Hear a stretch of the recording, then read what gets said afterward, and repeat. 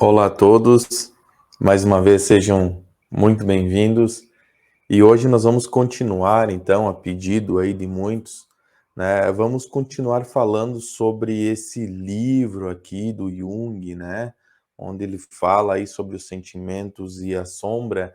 E antes de nós iniciarmos isso, eu quero dizer para você que isso vai ser um pouco chocante, né? Dependendo da sua crença, dependendo aí, né?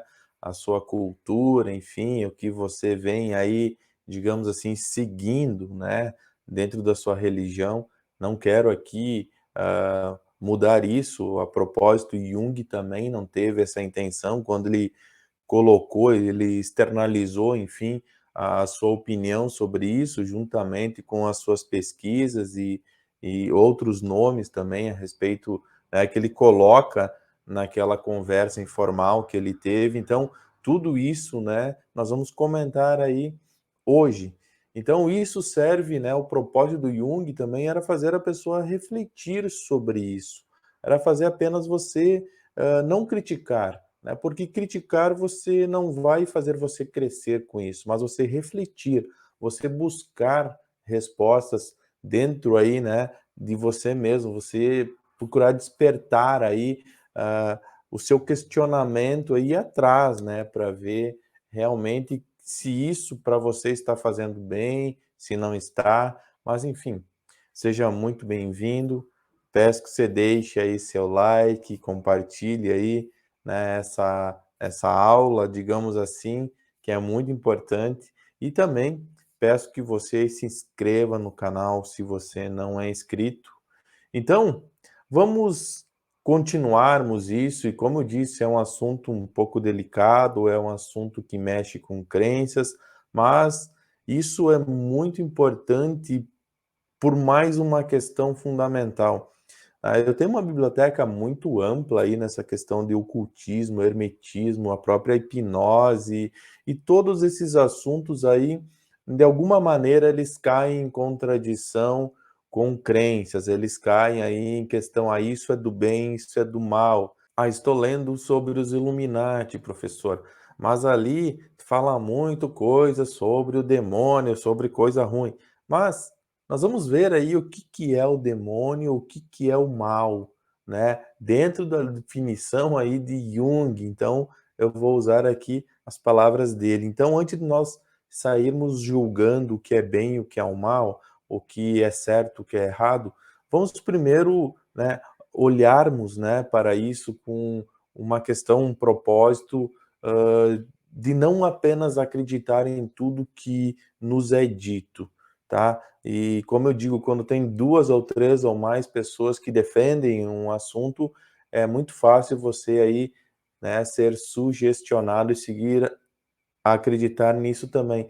Além do mais, né, muitas destas crenças a gente sabe que vem dos próprios pais. Então, o que os pais aí, né, colocaram lá em você quando você era criança, normalmente você vai seguir aí esse propósito como sendo essas verdades únicas e absolutas. Então, vamos, né, digamos assim, nos tornarmos um pouco mais pensativos, um pouco mais com aquela vontade de buscar uma explicação além daquela que trazem até nós. Então, vamos iniciar aqui a nossa aula. Primeiramente, Jung começa falando levemente sobre esse assunto. Diria que até muito discreto, pois faz referência a esse assunto como linguagem arcaica. Mas ele começa falando sobre o assunto da seguinte maneira: não percebemos durante um longo tempo. Somente quando adquirimos uma grande quantidade de experiências internas, podemos ver qual de fato é a finalidade disso tudo. E mesmo assim, não temos certeza, pois essas coisas possuem igualmente um aspecto duplo. Aquilo que, de certa maneira, procede daqueles tempos primordiais possui um poder que impulsiona para frente e, ao mesmo tempo, puxa para trás. Podemos nos recolher nesse sentido, sem perceber, se recolhem em palavras de poder, nas palavras mágicas dos homens primitivos, e assim as coisas se perdem na vida real, enquanto outra pessoa se sente justamente impulsionada para a frente em função disso e incumbida a traduzir tais coisas à vida real. E Jung continua falando: justamente por isso sou tão crítico em relação aos teólogos, pois pregam em uma linguagem arcaica, que poderia ser igualmente sonhada, sem insistir que as pessoas entendam o que de fato isso significa. Jung, então, nesse momento, traz para a roda da conversa alguns questionamentos, e ele diz o seguinte: o que de fato isso significa? Através do sangue de nosso Senhor Jesus Cristo, somos redimidos de nossos pecados. O que isso significa? Esta é uma frase que podemos ouvir todos os domingos, sim, mas o que isso significa de verdade? O que, pelo amor de Deus, significa isso? Ninguém poderia dizê-lo, pois, via de regra, não se reflete sobre. E isso causa a danação do homem, pois estas são ideias que deveriam nos levar adiante. Na realidade, porém, simplesmente voltamos ao passado. Através disso, somos tornados inconscientes outra vez. Por não sabermos o que estas palavras significam e por nos entregarmos à impressão gerada pelo sentimento, o sangue de nosso Senhor Jesus Cristo. Isso soa tão solene e dominical e religioso, magnificamente religioso. Acreditamos então que de alguma forma nos encontramos regenerados em algum estado especialmente magnífico quando podemos dizer, cantar ou rezar algo assim. E mesmo assim, não sabemos do que se trata. Jung ainda faz um comentário sobre isso de outro ponto de vista. Ele diz o seguinte: na minha época, por exemplo, observei certos ritos entre os Eugoni, meus protetores negros do Quênia. Perguntei a eles: o que os senhores querem dizer com isso? Por que o fazem? Eles não sabiam. Então perguntei: alguém sabe o que estão fazendo? Então disseram para mim: o curandeiro sabe. Fui até o curandeiro e perguntei para ele. Ele disse: meu pai sabe, mas eu não sei. Ou, em última instância, o avô ainda saiba. Porém, não podemos ir mais adiante, pois antes do avô vem Napoleão primeiro, depois Guilherme e depois Adão, conforme alguém escreveu em sua prova de recrutamento. Eram estes seus conhecimentos acerca da história mundial. Jung faz as mesmas perguntas sobre a simples árvore de Natal. Alguém sabe a história da árvore de Natal? Por que usa uma árvore de Natal? Mas, voltando ao assunto, Jung segue dizendo: atualmente quase toda linguagem religiosa é uma linguagem arcaica. Não sabemos o que significa. Devemos ter muita clareza disso. É algo mais danoso do que vantajoso para os homens, pois correm perigo de voltarem ao passado. Deveríamos saber o que significa, mas simplesmente não se pensa nada nesse sentido. Jung complementa e discorre sobre uma experiência que teve ao receber uma visita de um jesuíta. Vejamos o que Jung disse. Passei por uma experiência interessante. Um professor da faculdade de Munique me procurou, um jesuíta, um tipo muito douto e sábio. Entrou em meu consultório com todos os sinais de uma justa excitação e disse: li seu Jó. Sendo assim, falei: Certamente o Senhor terá algo a me dizer. E ele respondeu: De fato, mas tenho apenas uma pergunta. Como o senhor, enquanto europeu inteligente e cristão, no mínimo protestante, pode afirmar que Cristo e Maria não teriam sido humanos? Naturalmente, pensou que agora eu estaria completamente destruído. Eu disse a ele: Prezado professor, mas isso é bem simples, não é? Veja, segundo a própria doutrina da Igreja, o Senhor nasceu no peccatum originale, quer dizer, na mácula peccati, isto é, na mancha do pecado, no pecado original. Eu também, todos os outros homens, todos os homens são corruptos e mortais, pois carregam o pecado original. Desse modo, são humanos. Pronto. Então, essa foi a resposta de Jung ao jesuíta, que, óbvio, a conversa encerrou por aí. Mas Jung continua falando sobre o assunto na reunião e diz o seguinte: é uma surpreendente falta de articulação, pois assimilamos apenas imagens, as palavras, e não tomamos consciência de mais nada. Não temos consciência de que, na verdade, não entendemos. Não sabemos o que de fato isso significa. Se analisarmos com precisão, honestamente, uma expressão tal como redimidos pelo sangue de nosso Senhor Jesus, chegaremos a conclusões surpreendentes. Mas isso não se faz jamais. Recebi, nesse sentido, uma lição de meu pai. Ele me disse: Você simplesmente pensa demais. Você não deve pensar, deve acreditar. Então eu lhe disse: Por favor, me dê essa fé. Ele mesmo não a tinha. Do contrário, podia tê-la dado. Só se pode dar o que se tem. O que não temos, não podemos dar. Jung então complementa: a conscientização de sentimentos absolutamente necessária para progredirmos na vida é um assunto muito difícil. O caminho de volta nos conduz à ideia de uma divindade arcaica. O caminho adiante nos conduz a algo obscuro que ainda não conhecemos.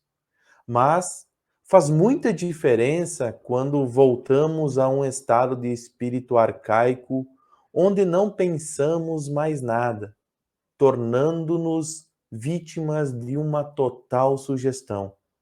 Pessoal, agora preste muita atenção nisso que Jung fala. Tornamo-nos sugestionáveis quando não temos pensamentos conscientes, e sim apenas inconscientes. Tornamo-nos imensamente sugestionáveis e vítimas de todo tipo de palavras, de ordens ou slogans ridículos. Pois isso, no mínimo, seria de nos fazer despertar e pensarmos mais sobre esses assuntos. Mas eu, pelo menos, fiquei curioso em saber sobre a explicação de Jung, pelo menos para a frase que ele repetiu algumas vezes: a redenção através do sangue de Jesus Cristo. Até que, né, seguindo no livro, Hans Baumann olhou para Jung e disse: Professor, eu me interesso em saber especificamente sobre a redenção através do sangue de Jesus Cristo. E acredito que outras pessoas também. E olha só a resposta de Jung. Óbvio, vou tentar resumir aqui para não levar muito tempo. Mas vejamos o que Jung disse. Tome consciência. O que significa isso? Porque nossos pecados devem ser atribuídos por meio do sangue. O que por Deus significa isso? Significa, por exemplo, um ser humano inocente é abatido, é o filho de um grande Deus. É enviado por este e em seguida entregue aos seus inimigos sem que o Deus interfira para protegê-lo. Quer dizer, o Deus entrega o seu próprio filho aos inimigos, não interfere. Em seguida, este é sacrificado de modo cruel e o sangue que derrama tem um potencial mágico, pois pode fazer com que os pecados cometidos por outros não existam mais. Então, como se deve entender algo desse tipo? Primeiramente, é assim: os pecados que cometemos representam uma desobediência perante os mandamentos de Deus. No Antigo Testamento, os pais originais são desobedientes. É o que se tornou a mácula peccati originalis. Uma desobediência dos primeiros pais nos torna corrompidos e, consequentemente, mortais. O tema da desobediência, esse tema completamente arcaico, tem continuação no dogma cristão. Os nossos pecados consistem em uma desobediência. O Criador do mundo sempre se aborrece terrivelmente com isso, de tal modo que a única forma de apaziguá-lo é abater o seu filho. Imaginem uma história tão sanguinolenta, pois ele é apaziguado através do sacrifício de Cristo. Quer dizer, existe, por exemplo, um poderoso tirano cuja ira atrai sobre mim e ele é apaziguado quando manda abater seu próprio filho, conforme aconteceu com Abraão. Há um comentário judaico a respeito dessa história de Abraão e Isaque. Isaque não foi morto, pois ele, Javé, lhe deu ordens de sacrificar o seu filho Isaque. Quase o esfaqueou. E assim, Javé teria quebrado a sua promessa, pois lhe havia prometido a sua semente através de Isaque. Desse modo, Javé disse: sim, por Deus está certo. Por isso, no dia da reconciliação, se deve assoprar o sofal na sinagoga. É o chifre de carneiro através do qual os hereges são amaldiçoados, para que ele, Javé, seja recordado de que quase quebrou a sua promessa. Isso é teologia judaica.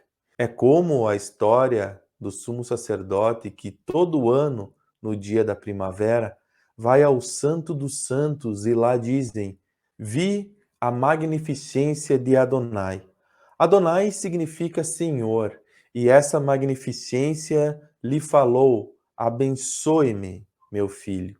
O sumo sacerdote, então, o abençoou e acrescentou: e que você se recorde sempre mais de suas qualidades do que de seus desfeitos. É a psicologia de Jó. A partir disso, se dá então o conflito de Jó. Jung segue discorrendo sobre o assunto e diz: é a consciência de uma indiferença original, quase uma identidade entre o bem e o mal, uma unidade incompreensível do Deus. Um está do lado do outro. Para nós, isso significa uma total ambivalência, principalmente de Javé.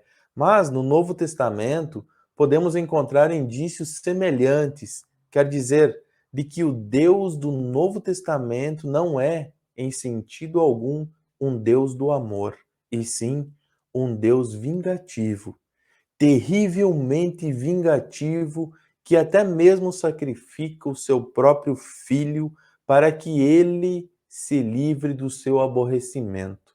A situação psíquica do homem espelha-se claramente nisso. É completamente impossível imaginarmos um Criador do mundo que não seja um par de opostos.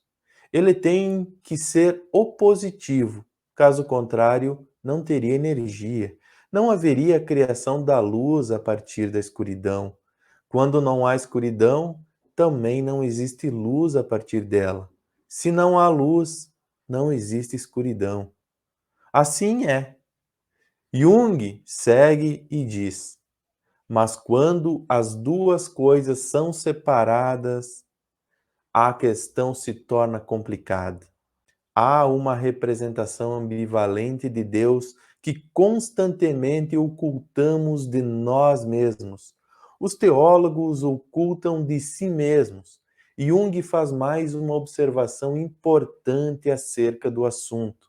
No segundo dia da criação, aqui ele está se referindo à criação do mundo, quando Deus então cria tudo.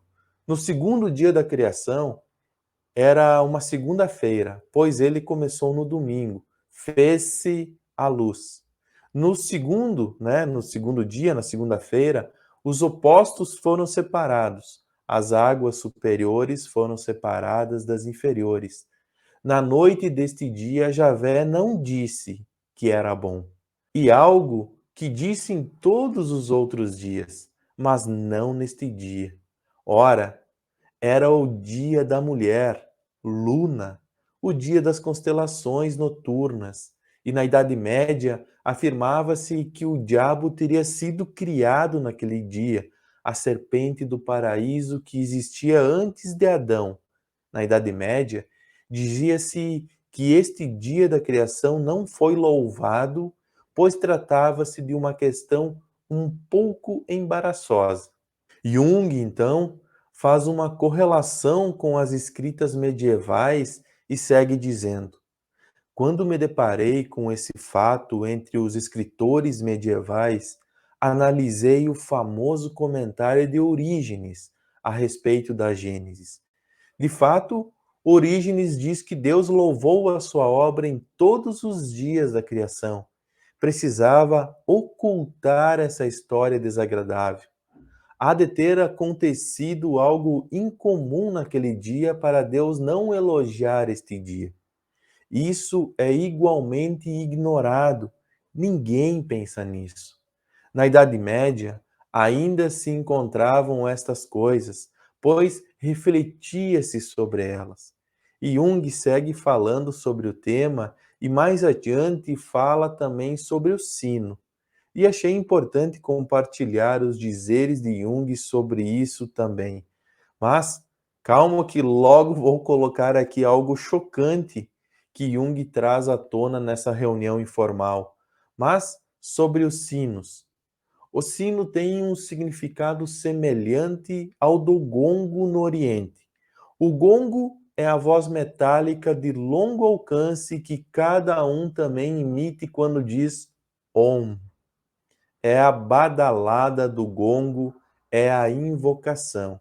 Aqui podemos já ter a noção do mantra Om, mas voltando, a sua origem é um som primordial que escutei na África por diversas vezes, isto é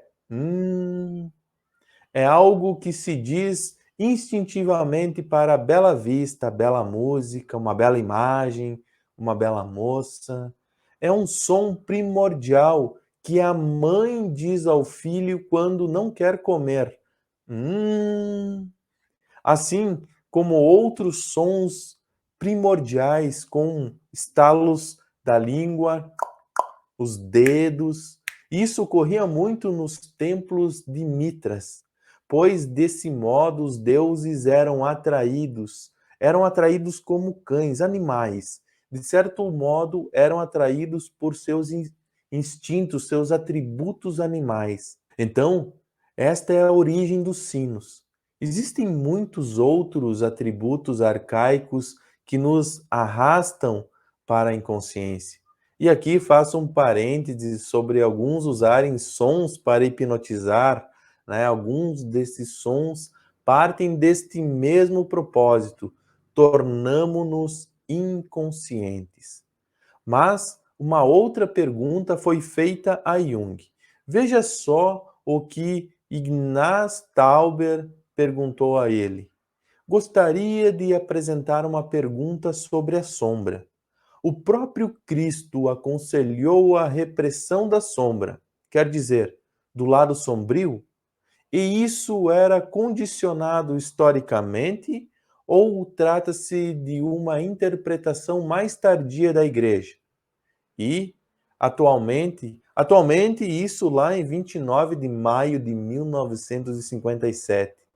E atualmente é possível preservar, dentro de uma educação cristã, uma relação autêntica com a sombra, o lado sombrio, sem com isso opor-se ao cristianismo? E aí vem a resposta de Jung. Mais uma vez vou procurar resumir aqui, mas ele disse o seguinte: geralmente Cristo é visto como um ser humano. Consequentemente, há de se supor que ele possui aquilo que chamamos de sombra, quer dizer, um lado menos perfeito, menos luminoso, que, sendo assim, não corresponde aos ideais da perfeição. Porém, a concepção ortodoxa evita isso. Justamente a concepção arquiortodoxa do catolicismo que absolve Cristo da mácula peccati originalis, que é sine macula peccati originalis, ou sem a mácula do pecado original. Nasceu ou foi gerado fora do pecado original.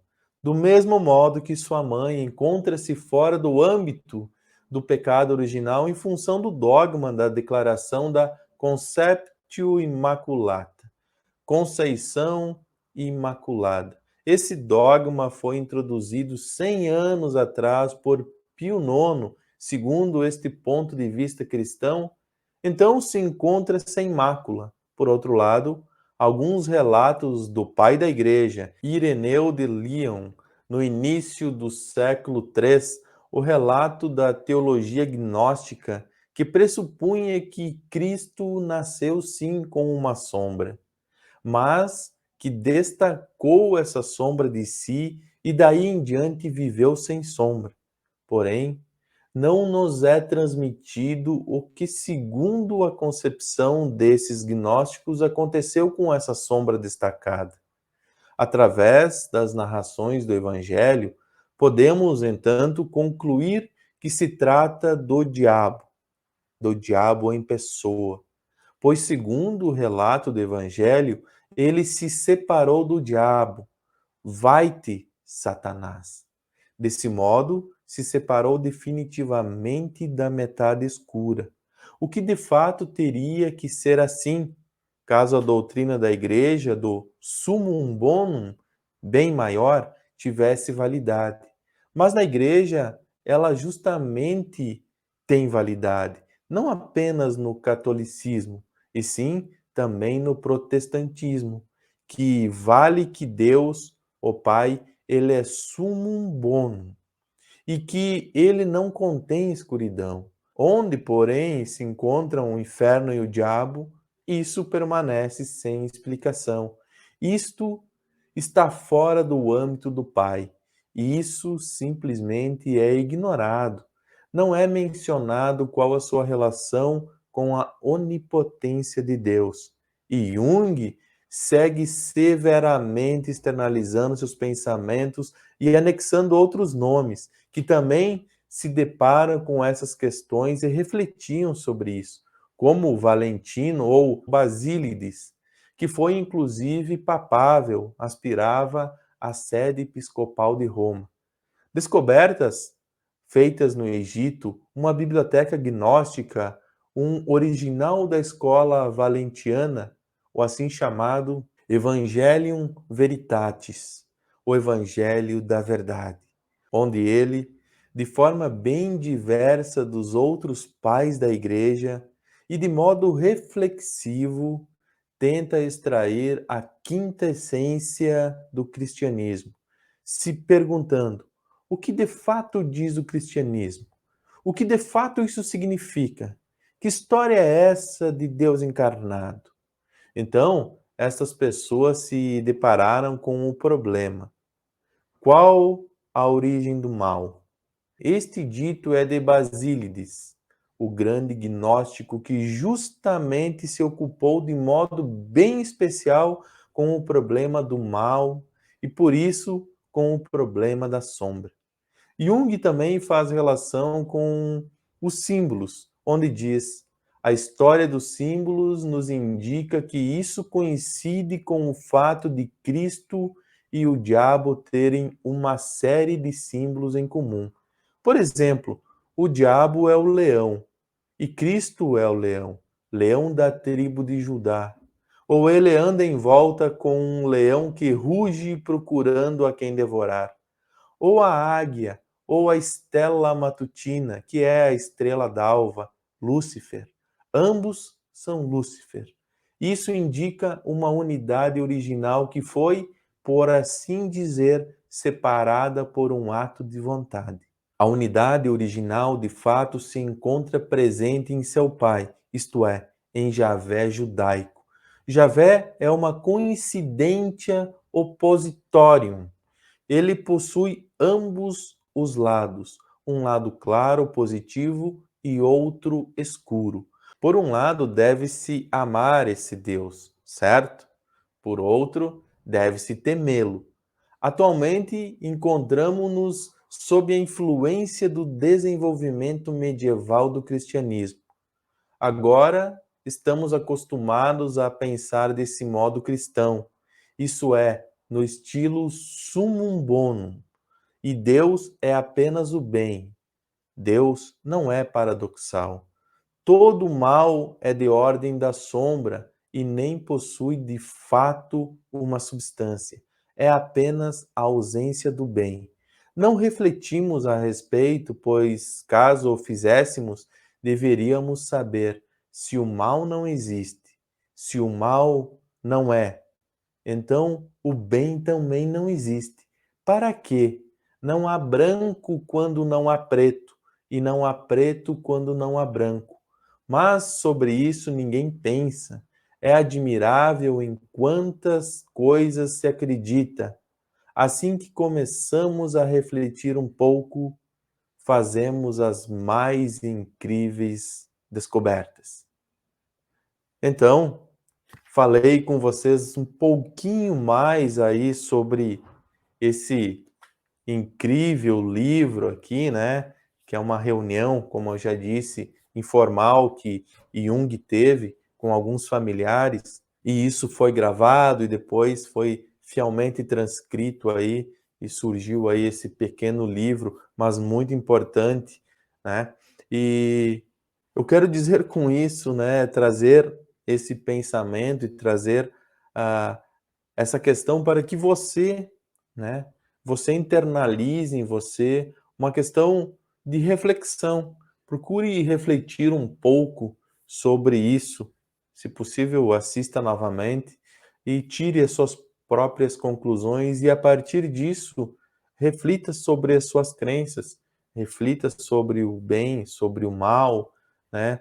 Não faça julgamento que não seja a partir daquilo que você, de alguma forma, esteja convicto e defende, não do que aquilo que fizeram você acreditar que você deve defender.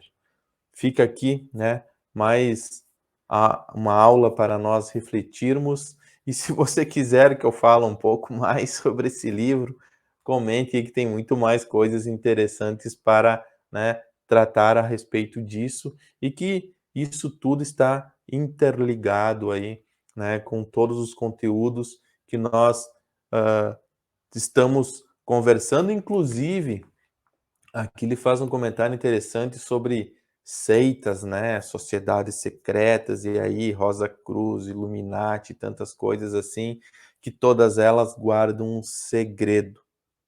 Assim como, né, a igreja guarda um segredo.